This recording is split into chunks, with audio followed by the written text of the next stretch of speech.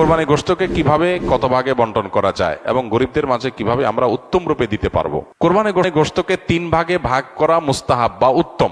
এই হুবহু 3 ভাগ না করে কেউ যদি 4 ভাগ করে বা 2 ভাগ করে বা একটু হেরফের করে তাতে কোরবানির অসুবিধা হবে না, কিন্তু উত্তম হলো এটা।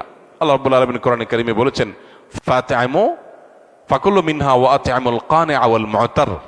আর জায়গায় বলেছেন ফাকুলু মিনহা ওয়া আতিমুল কানিআ ওয়াল বাইসাল ফাকির। এক জায়গায় বলেছেন আল বাইসাল ফাকির, আর জায়গায় বলেছেন আল কানিআ ওয়াল মু'তার।